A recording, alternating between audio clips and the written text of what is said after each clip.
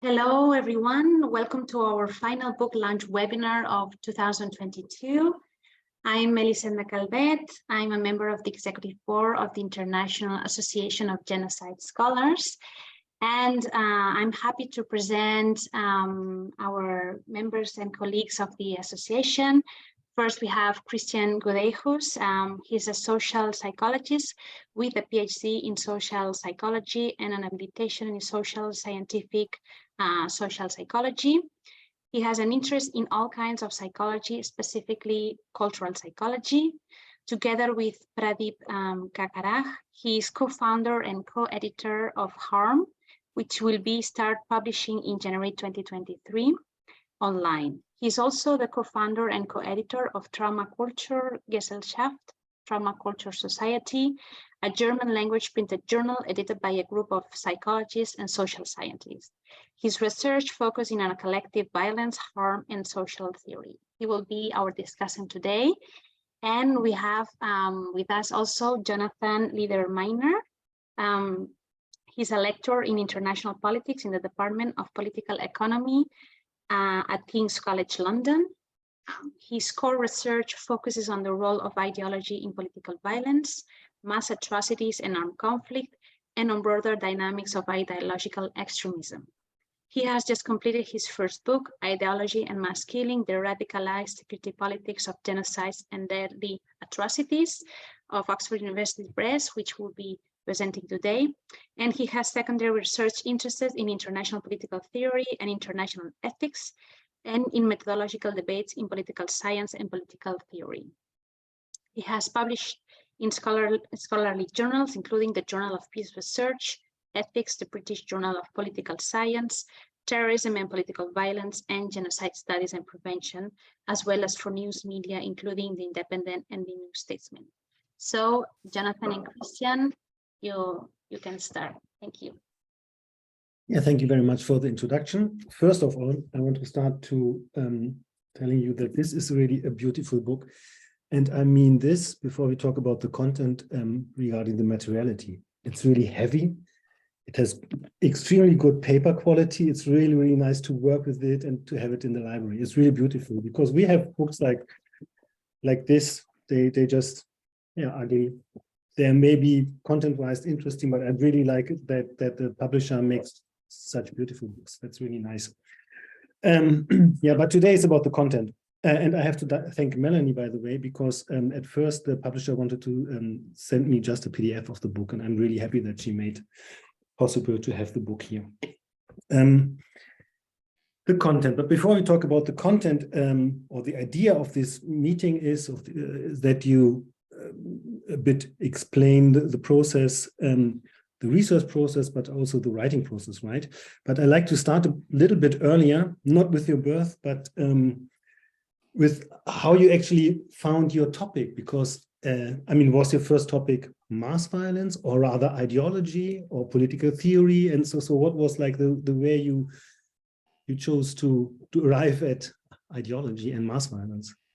Yeah, it's a great question. Let me also thank not only Christian, but Alessandra and Mel for setting up this event. I'm really delighted to be here. I guess, Christian, I think I started being interested in violence and atrocities, but to some extent, I think that was very woven in with my interest in ideology.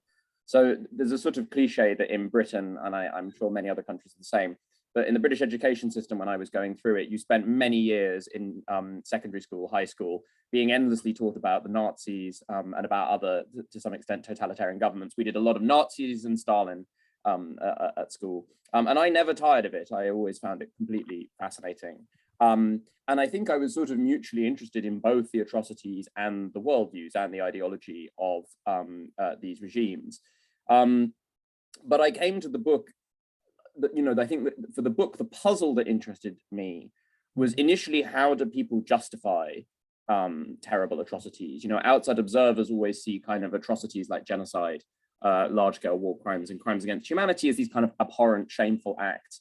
And yet it seems that the perpetrators often at least believe that they're the right thing to do, although I don't think always believe that, but they often do. So I started off being interested in how these kind of forms of atrocities were justified by perpetrators as a way of kind of thinking about part of the explanation of how mass killings and atrocities occur. In doing that, I became quite frustrated with the way in which ideology was discussed in existing research.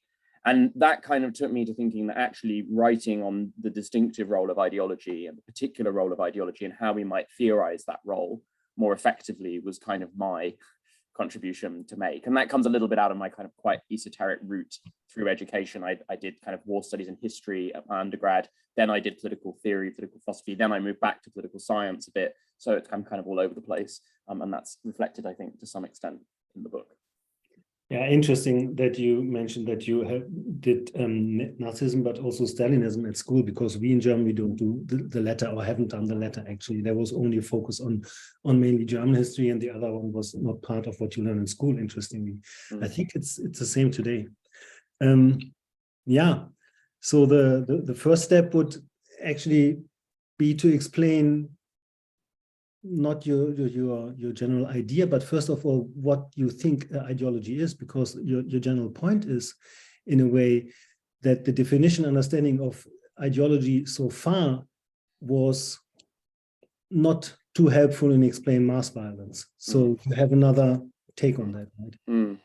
Yeah, I mean, ideology is famous for being semantically promiscuous, as one scholar puts it, in the sense of it has many, many different definitions that different scholars give it.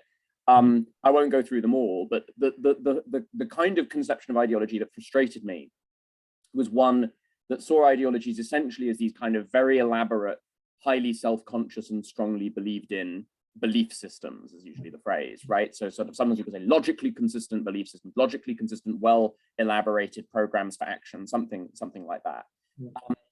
And my basic frustration with that conception is it just didn't seem to match almost all of what we really call ideology in the world, right? When we look, I think now, I didn't really understand this at the time, but now I think it's rooted in a very like 1950s post-World War II understanding of what Nazism and Stalinism and fascism were. This idea that they were these kind of incredibly detailed doctrines that were kind of fanatically believed in by their followers.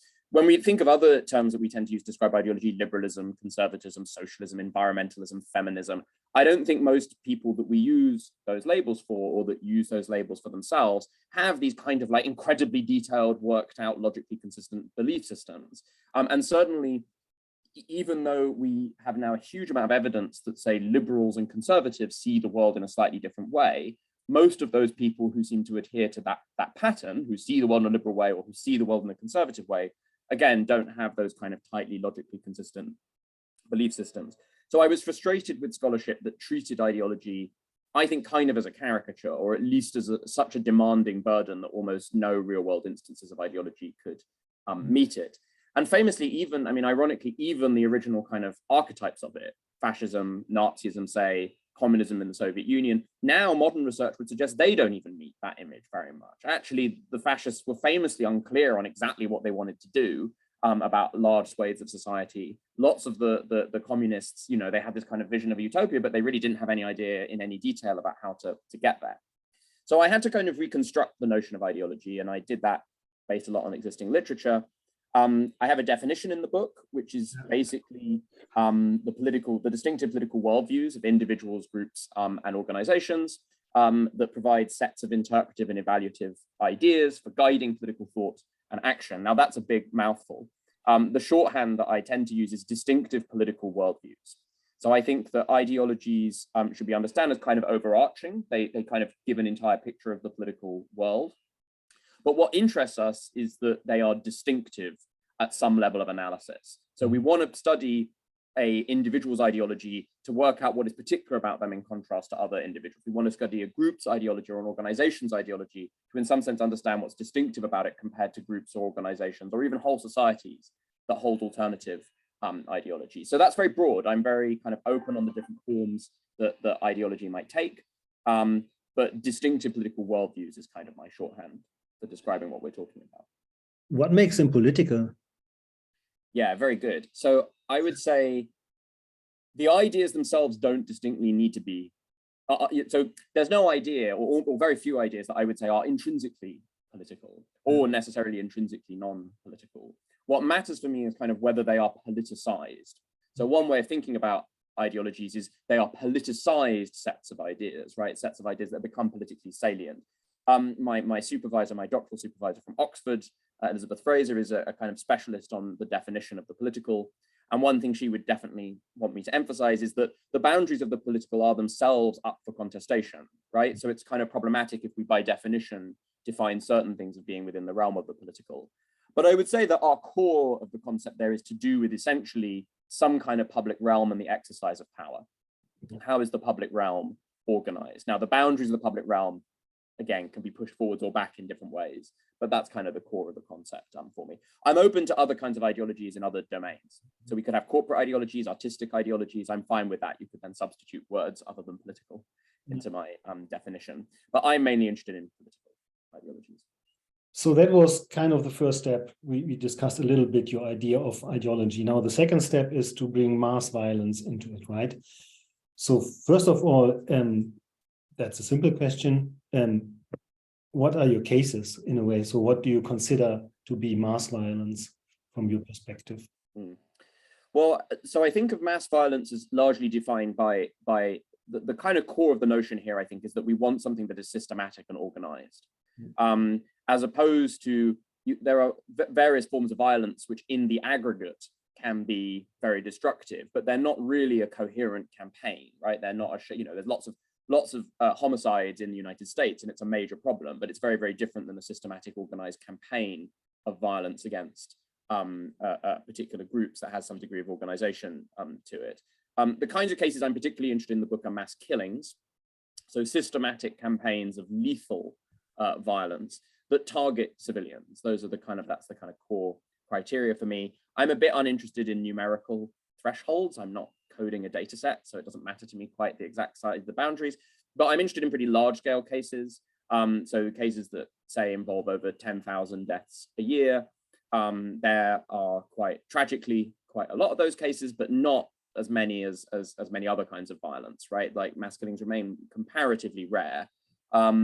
And there are a number of cases that occur in the book. The four big ones, of course, are Stalinist violence in kind of two main waves in the 1930s in the Soviet Union, the Allied area bombing campaign against Germany and Japan in World War II, mass killings in Guatemala's civil war, particularly between 1978 and 1983, and the Rwandan genocide in 1994 and the kind of years building up to it. So those are all good examples of the kinds of cases I'm talking about. They're very different. They're intended to be very different to show that some of my arguments stretch across those cases, I think is important.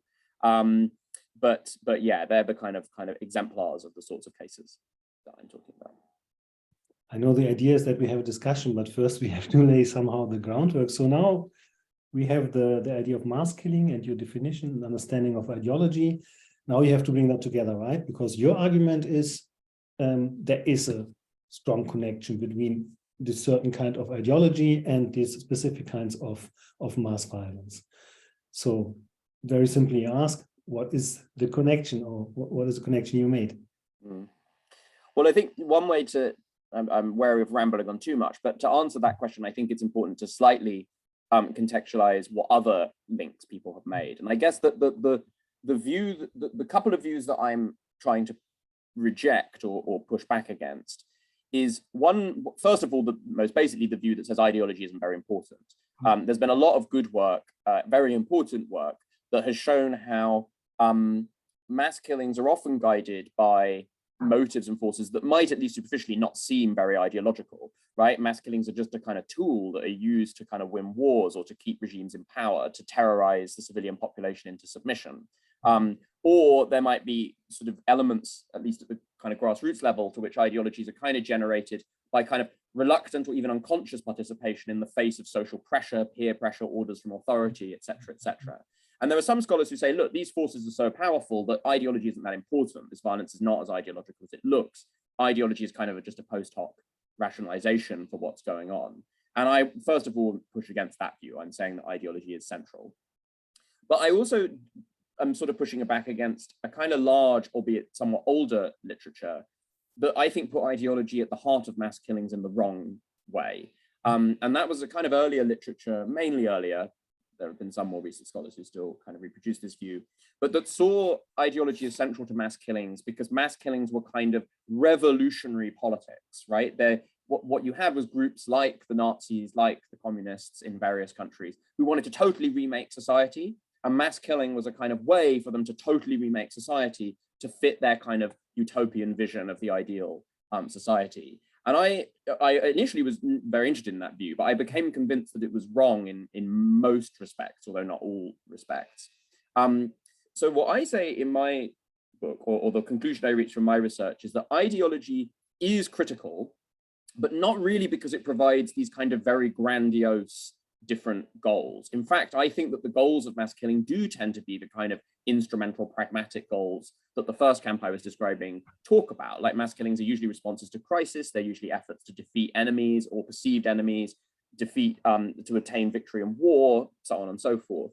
But ideology is critical in explaining why people come to see mass killing as an appropriate, in the sense of both strategically justified and morally justified, strategy for pursuing those kind of aims. I find very, very few, if any, cases where it's clear that almost any actor, almost any decision maker, irrespective of their ideology, would sort of engage in mass killing because there's such a pressing need to do so. In fact, I think almost all mass killings are essentially unnecessary, but their perpetrators perceive them as necessary and perceive them as justified. And ideology is critical in providing a kind of set of assumptions about the security environment or the political world that the perpetrators operate in that make them conclude that mass killing is a kind of legitimate and necessary thing to do. I guess the one other thing I'll quickly say, although I'm sure we're going to get onto this, is that in doing that, I'm not suggesting, and indeed I'm actively arguing against the view, that that's because all of the kind of perpetrators are ideological fanatics. I don't think that deep fanatical conviction in ideology is necessary or even the heart of its influence. But a much, much wider range of people, I argue, do tend to depend on ideology in various other ways, degrees of belief, some other mechanisms that I talk about as well. And so ideology kind of pushes a number of levers that make mass killing a kind of strategically and morally justifiable response to crises, and make it appear like the right strategy to use to kind of resolve those crises. Yeah, here and there I play a bit the devil's advocate. That means I raise critical questions and not necessarily, rather to give you the opportunity to answer them. But first of all, I mean, I attended the last book presentation last month, right? And you said, or someone said that you mentioned somehow at some point that it took you a very long time to write the book because somewhere in the process you had to stop and think everything over. And the presentation now, it sounded very linear. But I'm interested in, what was your problem? What was your, no? Yeah, great. So there's a complicated answer to that question. We have time. Here's the simple answer. I'll do the simple answer first and then I'll complexify it. Okay. The simple answer is that when I originally wrote the doctoral thesis and started to adapt it into a book, I've been overwhelmingly engaging in genocide studies, the discipline that for those watching, Christian and I are both pretty heavily involved in. What became clear to me as I started moving out of the doctorate was that there was this kind of other field, what I would tend to call conflict studies, that even though it didn't tend to talk about the larger scale mass killings, it was talking about organized systematic violence against civilians and doing so in a completely different way, mainly in the way I was sort of describing a minute ago, through this kind of rational lens of violence as an instrument that sometimes is useful for various kind of military or political goals. Yeah. And so so the first reason why it took me a lot longer is I realized I kind of had to engage with this entire other theoretical paradigm in conflict studies. Most genocide scholars don't really make these arguments. I mean, there's a lot of genocide scholars who would say there's a kind of rationality to genocide and mass killing, but often genocide scholars have been very keen to emphasize that it's, that the sort of the strategic rationale for violence is specious, right? That it's rooted in prejudices against victims and so on and so forth. But in conflict studies, that was not the assumption. The assumption was that there really is a kind of like proper rationality to a lot of the violence that they're interested in. So first of all, I spent a long time sort of having to kind of absorb and then engage with the kind of somewhat different arguments in that literature. But what was interesting is that in doing that, I think I got a much clearer fix on what I really thought the role of ideology was, because actually I was in many ways quite convinced by some of the arguments that the rationalists in conflict studies made. And that's kind of how I ended up at what to me felt like a breakthrough a few years later, of kind of seeing that actually security politics, as I sometimes call it, which is the kind of stuff that the conflict studies people tended to focus on, is at the heart of mass killings. That's correct. But the ideology can completely shift the way security is understood, which is also a kind of older line of thinking running back through, say, international relations scholarship, securitization theory. People familiar with this kind of literature will know what I'm talking about. So I kind of shifted from what early on was a kind of fairly basic effort to be like, look, ideology is more complicated. Here are a number of different ways in which it can make a difference, to actually what I think felt to me like a more important argument, which was actually to the linkage of ideology and security and strategic decision making, and seeing these things as much more interwoven. And once I realized that that really needed to be the heart of the book, quite a lot had to change. Yeah. So that's why it took quite a while.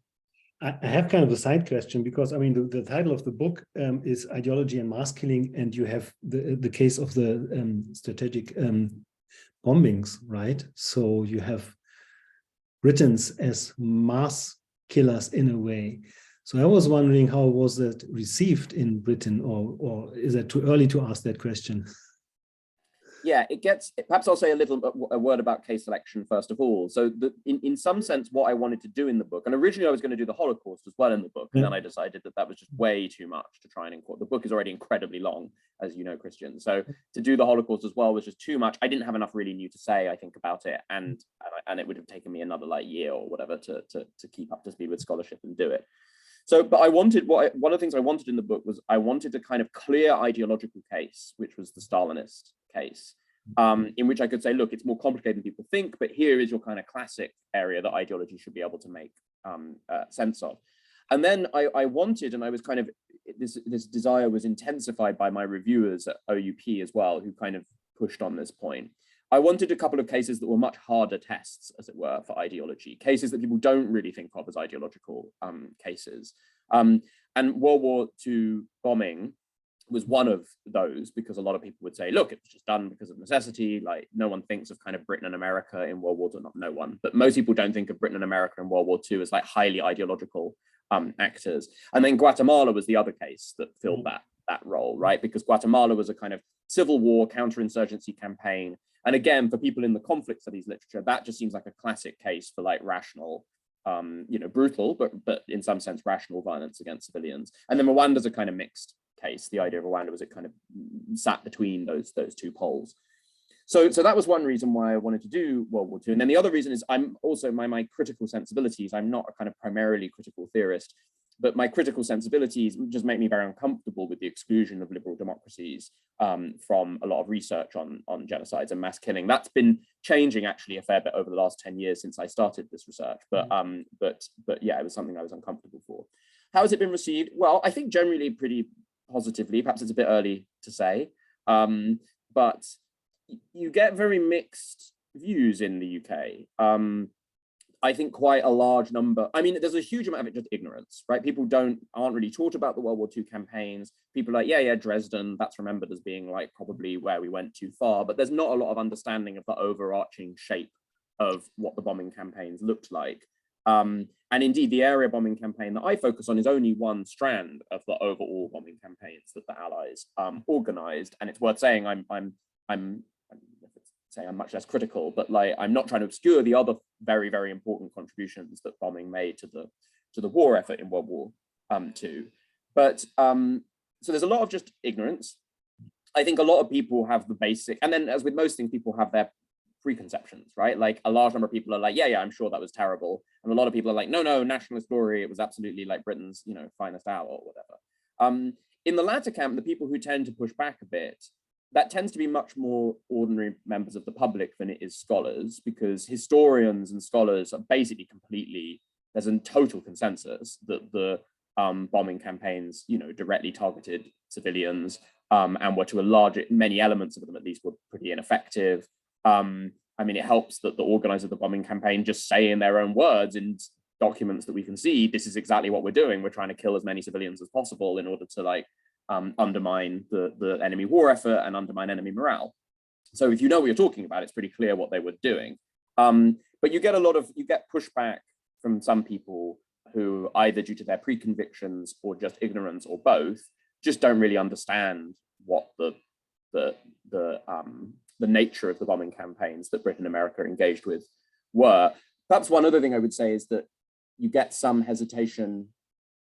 I think people are very wary of kind of critiques of the military in general in societies. And one of the things I sort of try and emphasize in the book is that I don't really, this is a bit contentious, but I don't really see the air crews, the bomber crews, as especially responsible for what happened. They had very little understanding of what they were doing.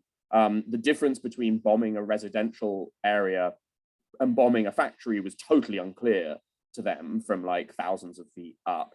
And so is there research on these people? I mean, have they been? Well, a little. Yeah. Much less than there should be. Not, you know, if you compare it to kind of the whole perpetrators literature on like most other cases, very, very little. And some of that is not in normal settings, right? So for example, I had to draw a little bit on kind of semi-autobiographical books, or books that were kind of mainstream books about just the people who were not focusing on the actual bombing campaign at all. They were focusing on like air crews and the RAF in the war and things like this. So there's a little bit, there should be more. Unfortunately, we're hitting the temporal limits of how much we could do with interviews. The last dam buster, I know, died just a few days ago in Britain. So there's a little bit, but my main point is that, you know, in the circumstances that they were in, I mean, if I'd been in the bombing forces, I'm sure I would have gone along with it. Let's put it that way. And I hope to think that that wouldn't be true in many atrocities, but this was a very different kind of campaign compared to most cases. So I often try and emphasize that for me, this isn't really about the bombing crews so much. It's about the bombing planners back in London and Washington, and the military commands and why they were doing what they were doing. Again, I would say is quite heavily linked to ideology. I think I'm going to jump a little bit and follow my interest, right? Because the last book presentation was in the context of the network of perpetrator research, right? And this is genocide research, but your book is neither on perpetrators nor on genocide research. It's something else. So the question is a bit, does it make sense any longer to have these focus on genocides or perpetrators, or is there something else maybe we should focus on, especially regarding your comparative approach? Well, I think, so first of all, on the perpetrators side, I mean, I think I see perpetrators as very, it's as is increasingly being emphasized, it's a much more complex category than people have traditionally kind of theorized, right? That's begun to be rethought through in the last like 15 years. So you know, so I think, so obviously the perpetrator category is more blurry at its outer edges, and it's also very internally heterogeneous. So one of the things I try and do in my book is sort of distinguish between the very different roles and very different causal dynamics of mass killing amongst the elite level versus what I call the rank and file level versus the kind of public constituencies, the broader basis of public support on which regimes or perpetrating organizations can draw. I think as long as we are doing that kind of internal stratification or you know, differentiation, and as long as we are clear on, as we are becoming increasingly clear on the really interesting kind of gray zone cases between individuals who in some senses were both victims and perpetrators, or perpetrators who also rescue people, right? That kind of these much more ambiguous cases, I think we can use the category to some good effect. I think genocide, I wouldn't say I have more problem with, but I take the problem to be more severe. That, you know, I mean, so I wouldn't go quite as far as say A. Dirk Moses in his recent book on permanent security, where he really kind of sees genocide as so problematic that we should almost abandon the concept, that it distorts our understanding. For me, genocide is a coherent and coherently distinct type of organized violence and political repression. But I do think that there is a centrality that the concept has to both public discourse and to some extent to academic research, although again, this has been changing for a while, that is problematic, that we over-focus it. So for example, one thing I mentioned in the book is that because a lot of research on mass killings has only focused on genocidal mass killings, it's made some poor inferences about how ideology matters. It's taken, for example, features of ideology that might make violence genocidal as being incredibly central to the kind of core, how the violence occurs, when in my view, actually those ideas are just central to why the violence takes a genocidal form rather than a non-genocidal form. It's not actually at the heart of why the violence necessarily is occurring in the first place. So you can get some kind of problematic inferences, I would say some misleading conclusions, if you just focus so exclusively on genocide. And now I kind of am one of these many scholars who sort of see genocide as part of a broader spectrum of violence that we should really be analyzing in the whole, not narrowly focusing on just one part of the spectrum. Yeah, as a psychologist, specifically as a social psychologist, of course, my main interest is in the connection of course, ideology and then individual and collective action. I think that's the most difficult part. So how did you try to bridge this two aspects? Well, I drew a lot on psychology, as you know, Christian, and like you, I'm sure we may want to go on to this, but like you, I know you've emphasized yourself, like that's not an easy process. There's a fraught nature to that process. But I do draw a lot on psychology. And I think, again, one of the things that the book is most, one of the central arguments of the book is that we misunderstand ideology if we analyze it, as so many people do, primarily through the lens of strong belief. Strong belief in an ideology is one way that it might shape behavior, but it's by no means the only way. A lot of the time, I think ideology has effects through much, much more tacit, limited degrees of belief. In particular, I often think that individuals may not be deeply ideologically committed to a given ideological argument, but they might adopt a certain ideological narrative in the right circumstances that is then very important in shifting their behavior, legitimating or justifying their behavior in a way that shifts their behavior. But I also emphasize in the book that I think ideology can be linked to action through ways that really aren't about belief at all. When ideologies become embedded in social institutions, in social norms, say, when a particular kind of state security agency embeds a certain ideological conception of its purpose and its values in its operating procedures, in its training, in its socialization, then even individuals who may not feel committed or deeply believe in any of that material, if they join that organization, they're going to be subject to very strong social pressures and instrumental incentives to kind of go along with the ideology and manifest, to act as though they believe the ideology. And that kind of combination of different degrees of real belief plus acting as though one believes, the kind of interaction of those things is where I see ideology, is how I see ideology as being linkable to action. And one of the things that I also emphasize in the book, this is still something I think I need to articulate more effectively in future work, but is that those kind of two forms of ideological influence are very mutually dependent and influence each other. So for example, you might have a society or an organization in which not that many people are deep believers in the official ideology, but you might have a small number of people who are deep believers in the official ideology. And those people, it might be their motivation to kind of punish others, to denounce those who don't believe, to like resist any changes to the formal ideology. That group might be able to sustain a broader institutional structure, which then brings far more other people into participation in an enactment of the kind of, in effect, the minority ideology. And then if they're able to do that, that kind of structure might be able to persuade or socialize other people to start to genuinely believe in the ideology. So you get this kind of back and forth, kind of bigger than the sum of its parts, potential power to ideology over action. Although equally, that kind of, what I call that in the book, I call it that kind of bigger than the sum of its parts kind of configuration. I call them ideological infrastructures. And also because those ideological infrastructures aren't necessarily underpinned by kind of strong belief, sometimes they can also collapse very quickly in ways that would be really weird if it was actually that everyone deeply believed in the ideology. So I see the link to action as very complex, as being rooted in multiple different kinds of influence. And to some extent, again, we may want to talk about this more, to some extent, I think psychological research is very important. Let me put it this way. I take the picture that I'm offering to be a rather psychologically realistic image of how people relate to ideology, because I think that one of the key insights of sort of 50 years of psychology is that conscious, well-formulated, deliberate belief is actually much less central to human action than kind of folk psychology often suggests to us. And that's part of what I'm trying to capture in the book. Yeah, what you mentioned brings me to a question I only want to ask at the end. I will come back to that. I mean, the small group of people that is highly influential in the society and maybe radicalize the society. I think that's something we can see at the moment, maybe, but we come to back to that later. I mean, you know, some of my questions, because I was asked to send you some of the questions. And of course, as a psychologist, my interest is in the psychologies or the studies you use, right? And you use, like many other scholars in the field, a couple of classical studies, Milgram, Stanford Prison Experiment, which is highly problematic, and so on, and also Ash experiment.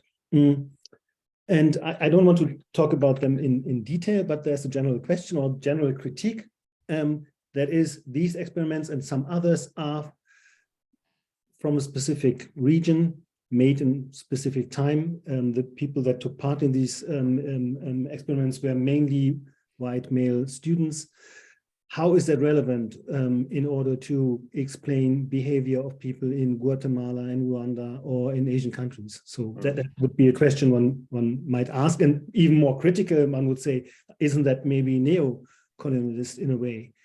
So I know it's a difficult question to answer, and you're not the only one doing that, but it's something you maybe want to say something about. No, I take the question's very well taken, and I think it is. So for a start, I certainly think that the criticisms of psychology for its kind of very, very globally unrepresentative subject base, research base, I mean, I think are massive problems, and I think they're downplayed far too often by those who work within that paradigm.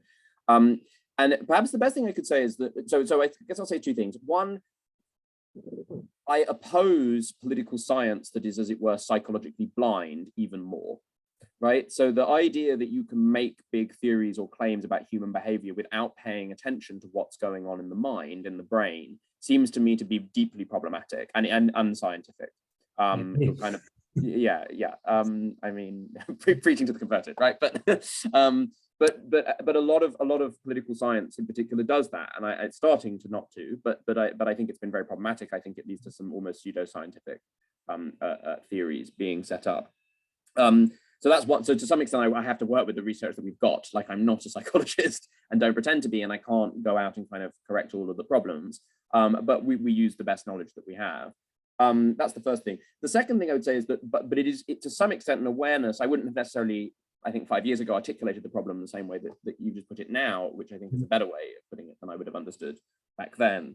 But I think there is a certain strand of political science and political theory which kind of presents a political science theory, an explanation of events that is incredibly heavily dependent on, like, basically picking up a couple of psychological mechanisms on which there's a research literature and being like, haha, my psychologically grounded theory explains, like, you know, we've got this brilliant psychological evidence of, say, prospect theory, right? Loss aversion, which is a finding in prospect theory, or consistency bias, or conformity, right? Tendencies to conform.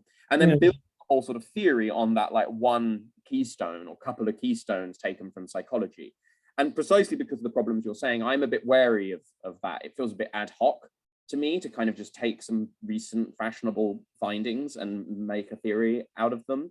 And it feels kind of arbitrarily narrow to me. So I try to avoid doing that. I try to avoid my theory being dependent on some very specific sort of strand of research or causal mechanism, and instead use a kind of quite wide range of psychological evidence, but in tandem with other kinds of evidence, sociological evidence, historical evidence, evidence from genocide studies and conflict studies itself, that all sort of reinforced each other, and at least in some cases, certainly through my case studies, involved cases that did not, that were not kind of classic European, Eurocentric or American-centric cases, to try and build up a plausible picture of a kind of more basic aggregate set of mechanisms that link ideology to violence. And I think that maybe the one further thing I'd say is, you know, and I'm not overly specific about them. I kind of resist saying this is the proportion of social conformity versus this is the proportion of belief, for example. I don't think we have good enough data to do that. And I don't think that the research base is strong enough to let us do that, in part for some of the reasons that you're mentioning. So that's my sort of 70% defense or something like that, as far as I can go. But I do think it's a problem. And I mean, a little bit like, my work, but the book is a very integrative book. It draws on a wide range of research literatures. And I think that's really important as something that's I mean, you read and consulted a vast range of research, and of course you cannot go deep into everything. I mean, as a psychologist, I'm happy when people read psychology, and I'm not happy when they don't read it as deeply as I want to, but that's a trade-off you have, of course, with the time. Maybe two more things. First of all, and I also sent you that question, so you probably be prepared a little bit. Does your theory have some kind of predictive potential? Because that is interesting when we come to the political consequences of your work, right? And they help to somehow deal with future violence, or is that not possible? Yeah, I mean, I think you've heard me say this at another event, Christian, but like I am wary of scholars who oversell their findings, right? Who are like, here is this kind of earth-shattering new finding that only exists in my work that will change the world. I don't think my work is that important. I think it is hopefully a bit important, but I mean, on forecasting, most of the stuff that I am talking about is very hard to quantify. So it's difficult to incorporate into kind of classic quantitative predictive models, what I would really call prediction in the kind of thick sense. And I would say that my research reinforces what is already thought to be true in many of these predictive models that say regimes with kind of highly exclusionary or discriminatory ideologies tend to be, more dangerous or more prone to risk of mass killing. So I can reinforce some of what's already there or emphasize the need to incorporate that kind of attention to ideology. But I think my hope is that the bigger, as it were, predictive thing that my work might be able to help people do is more in qualitative assessment.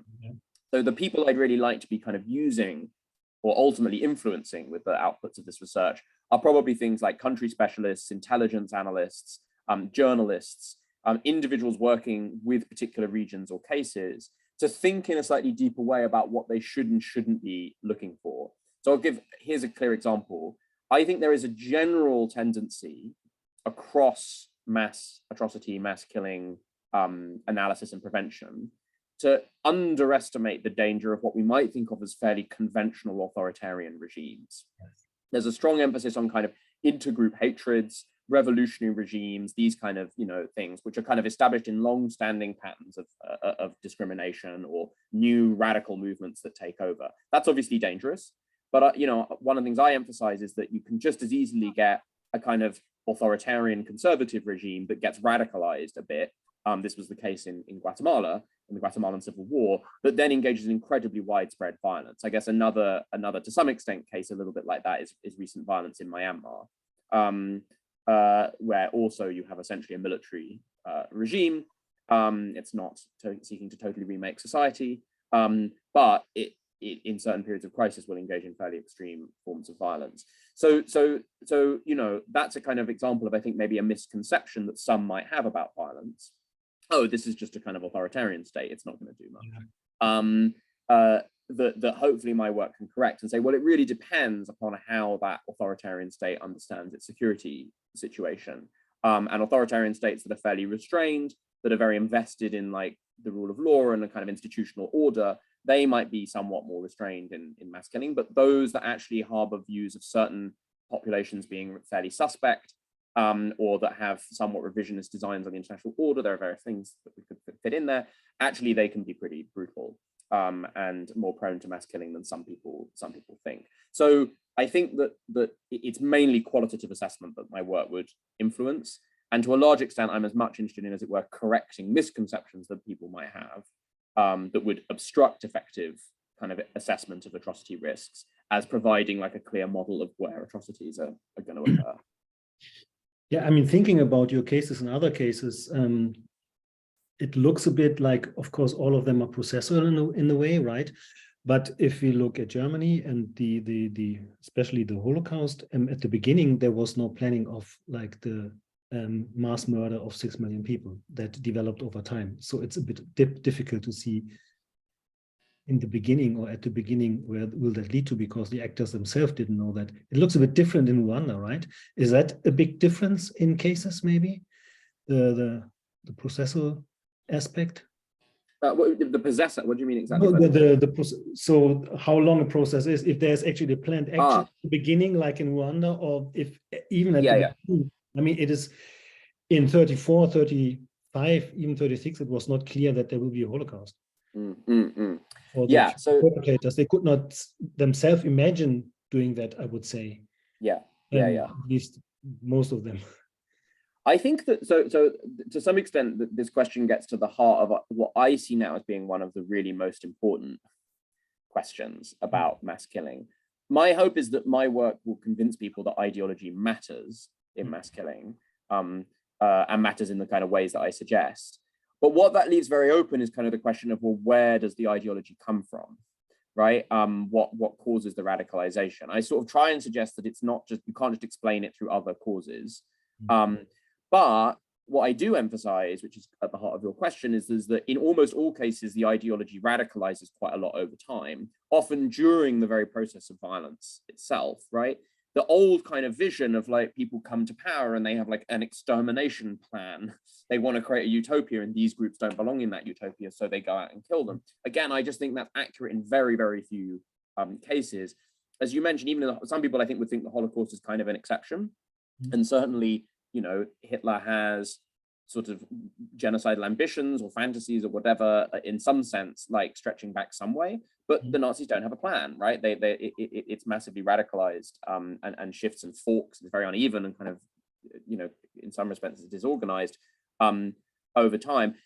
So I suppose that my basic answer is the extent to which there is radicalization, or let's put it this way, the shape of the radicalization trajectory, I think is quite different across different cases. So you have some cases where, say, the Allied, say British bombing in World War II, where the British had basically been saying they were going to do this in war for years, right? It stretches back to ideas from the late 1910s. And actually throughout the 1920s and 1930s, Britain basically has a dominant bombing policy of like, we'll target the civilians. That's how you win a war these days. In America, it's much more mixed. And America only really officially adopts, or not adopts, but officially makes area bombing a dominant part of its strategy during the war itself. It tries to engage in precision bombing, and that doesn't really work. Now, actually, it had kind of already believed that they would have to do area bombing as well, but certainly it did try to do precision bombing, and the failure of precision bombing then led to area bombing becoming much more prominent. As you say, in Rwanda, you kind of had deep roots, but then actually when Juvenal Habyarimana, the president who was assassinated just before the genocide, when he takes over, actually have a period of kind of rather more suppressed intergroup animosity, right? You don't see quite as much discrimination, and then it kind of escalates through the Civil War in the 1990s. So I'm kind of hostile to any broad generalizations here.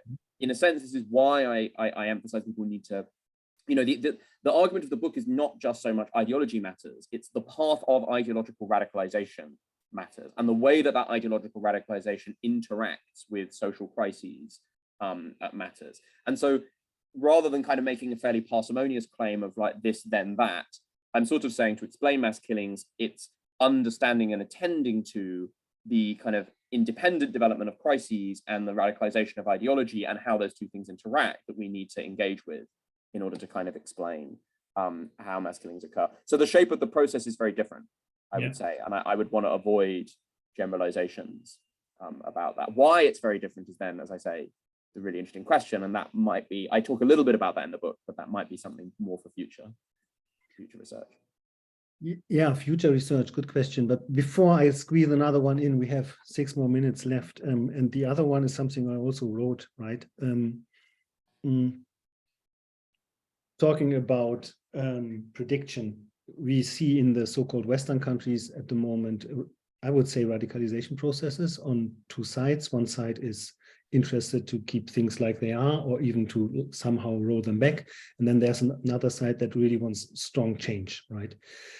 But it seems that both of these groups are minority groups, but they are extremely influential. They do not discuss with each other any longer. They consider the others as enemies, and so on and so on. Do you see here a possible beginning of a radicalization going in the direction you argue in your book? Or is it way too early? Is it interesting to research that? Or it's very interesting to research that, and to some extent, researching more general patterns of polarization and extremism is something that I want to look at more in future work.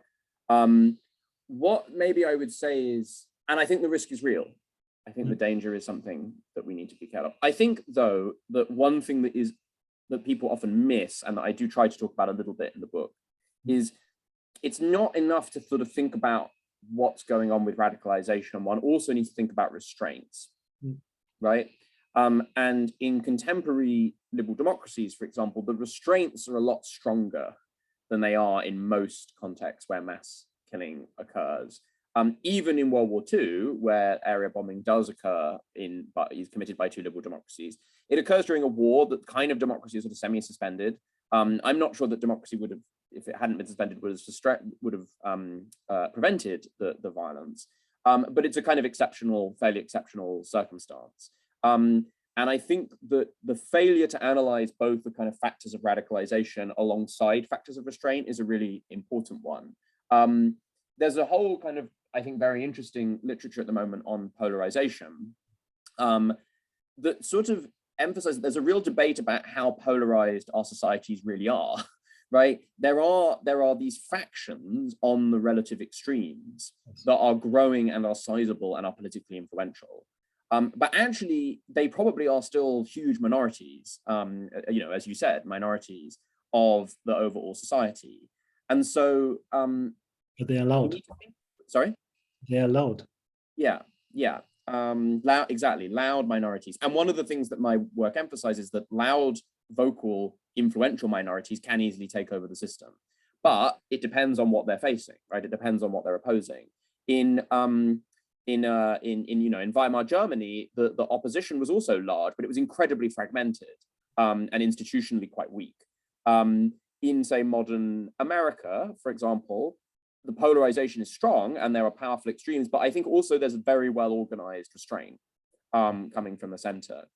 So for me, a critical question in all of this, and here I'm repeating a kind of insight that's in a lot of literature, a very important question here is, do the elite defect, right? Do we start to see large sections of the kind of established institutions aligning themselves with the extremes? That's what I think tends to create the opening for the minority to kind of take over the system. And I would say, in the US? Sorry, in the US. Don't we see that there partly? Yeah, I agree. I mean, I think much more on the right than on the left. Clearly. And I think in America, that's why the risk is higher there than it is in many other countries. But it's a really open question, right? The Republicans are losing a lot because of that defection. And so it's quite plausible that there might now be some pushback in a slightly different direction. I mean, as you say, it is too early to say. I guess my top line is, it is really dangerous and we should be worried about it. But we should remember that, modern America is not Weimar Germany, that there are restraints and there are stronger restraints, and understanding whether those restraints are durable or whether they're fragile is one of the key questions that we should be doing more research. Do we have a moment for a last question, very briefly? I mean, you mentioned that already, and that's a logical question. You finished your book, right? That was a lot of research. You put a couple of years into that. What's next? Well, as I said, as suggested, I want to do some more work, I think, on polarization and extremism and ideology more generally. There's a strong chance at the moment, although as it hasn't absolutely been confirmed yet, I won't go into too many details, but there's a chance that I may be doing some more policy-centric work over the next year. In particular, there's a strong interest from the UK government on kind of ideological competition within the global system, within the international system. Both in domestic forces and international transnational forces. That, I think, is a big growing area of concern. Like, it looks like the ideological polarization you were just talking about is present in the system, the international system, not just within our domestic societies, and that the two things are linked, right? You see, interestingly, kind of groups like the Reichsbunde, is that the name? The far-right group that was arrested in, the other day in Germany, who have kind of pro-Trump and pro-Putin kind of symbols amongst their repertoires. So that's an area I think that people are becoming very concerned about, ideological competition within the system, but there's not been a huge amount of research on it. So that's something I might be, so that kind of combination of like looking at ideological extremism more broadly and ideological kind of competition within the world system, that's probably the next kind of big area that I might be looking at. But we'll see how my recovery from the book goes first. Thank you very much. I think we ended on point, right? Well, thank you very much, Christian and Jonathan. I think it has been an incredible and very interesting discussion on ideology and all this, and psychology and all these complex. It's a complex issue, really. So definitely you have a lot of research on in the future on this topic, on this issue. So thank you very much. So I encourage everybody to look and read the Ideology and Mass Killing, the Radicalized Security Politics of Genocides and Deadly Atrocities. Yeah, thank you for like the cover, Christian. And thank you very much for everybody who attended. The session it's been recorded and it's going to be available at the website of the Genocide Scholars Association. And well, the next webinar will take place next year in March 8th in 2023, and will be the author would be our dear Melanie O'Brien, the president of the International Association of Genocide Scholars, in discussion with Dr. Panagiotis Diamandis about her recent book, From Discrimination to Death, Genocide Process Through a Human Rights Lens. So thank you very much and hope to see you in the next webinar. Thank you, Alessandra. Thank you, Christian. Thank you. Thanks, Bye. everyone.